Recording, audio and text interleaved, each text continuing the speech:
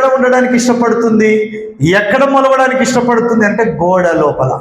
గోడ గోడ గోడ అంటే ఏంటి? గోడ దేనికి సూచన అంటే, ఇప్పుడు మేస్త్రి గోడను కడితే ఎట్లా కడతాడు? అడ్డం తిడ్డం కడతాడా? క్రమంగా కడతాడా? ఎట్లుంటుంది చెప్పండి?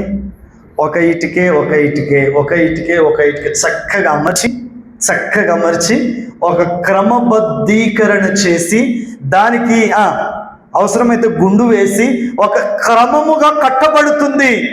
ఈ గోడ, క్రమముగా కట్టబడుతున్న గోడ సంఘానికి సూచన, సహవాసానికి సూచన. ఇటుకలుగా ఉన్న మనం, రాళ్ళుగా ఉన్న మనం సంఘములోనికి వస్తే, మందిరములోనికి వస్తే, మందిరములో వాక్యం, మందిరములో ఉపదేశం నిన్నేం చేస్తుంది అని అంటే క్రమబద్ధీకరిస్తూ నిన్ను ఒక గోడగా కట్టుతుంది, గోడగా నిన్ను అలంకరిస్తుంది.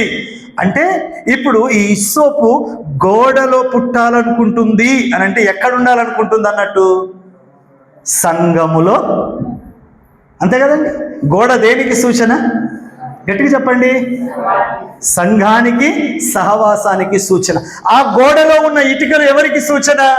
ఇక్కడ విశ్వాసులుగా ఉన్నటువంటి మనందరికీ ఎక్కడెక్కడి ఇటుకలమో ఎక్కడెక్కడి రాళ్ళమో మందిరములోనికి వచ్చినాం కాబట్టి మందిరములో చెప్పబడుతున్న ఉపదేశం నిన్ను క్రమబద్ధీకరించి గోడలో అమర్చి ఒక కట్టడంలాగా నిన్ను కట్టి ఒక సహవాసంగా తయారు చేస్తే ఈ వృక్షానికి, ఈ మొక్కకు ఆ గోడలో ఉండాలనిపిస్తుందట, ఆ గోడలో మొలవాలనిపిస్తుందట. కొన్ని చెట్లు పెంటల మీద మొలుస్తాయి, అంతే కదా? కొన్ని చెట్లు పెంటల మీద మొలుస్తాయి, కొన్ని చెట్లు దుర్వాసన మధ్యలో మొలుస్తాయి, కొన్ని చెట్లు మోర్లలో డ్రైనేజీలో మొలుస్తాయి, కొన్ని చెట్లు ఇండ్ల మీద మొలుస్తాయి, పెంకల మీద. ఈ చెట్టు ఆడ ఈడ మొలవదట. ఎక్కడ మొలుస్తుందట? గోడ అనగా సంఘం. క్రమబద్ధీకరించే సహవాసములో, గద్దించే సహవాసములో. అంతే కదండి? ఇటుక కొంచెం అటు ఇటు అయ్యిందంటే మేస్త్రి ఏం చేస్తాడు? టాపితో దెబ్బేస్తాడా లేదా? దెబ్బేయకపోతే, క్రమబద్ధీకరించకపోతే, గద్దించకపోతే, హెచ్చరించకపోతే ఆ గోడలో, ఆ కట్టడములో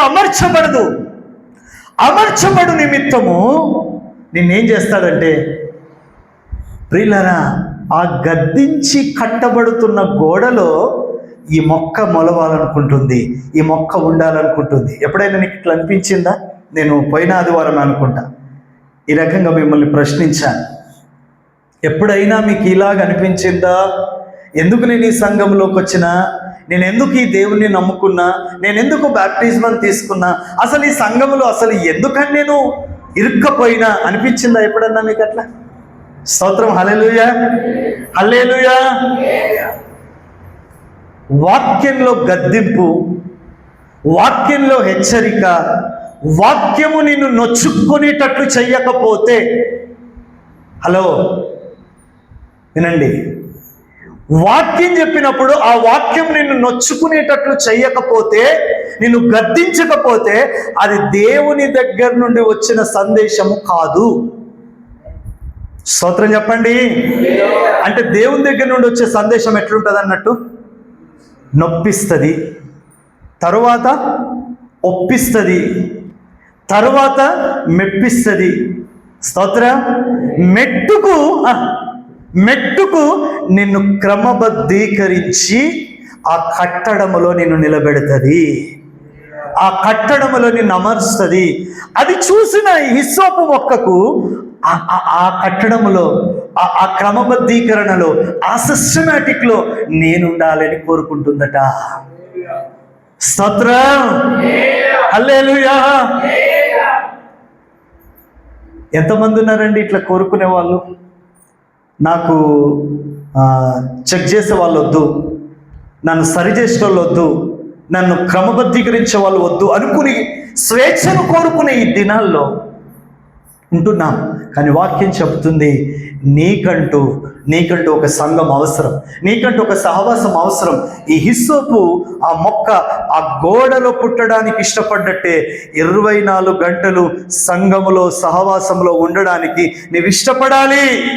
ఎట్టి పరిస్థితిలో ఏ పరిస్థితి కూడా నేను సంఘానికి సహవాసానికి దూరం చేయకూడదు. చేసే ఆలోచనలు కూడా నీ హృదయంలోనికి రాకూడదు.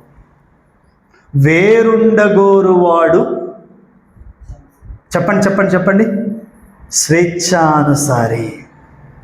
వేరుండగోరువాడు లెస్సైన జ్ఞానమునకు విరోధి. ఎవరు లెస్సైన జ్ఞానం? యేసేకు మించిన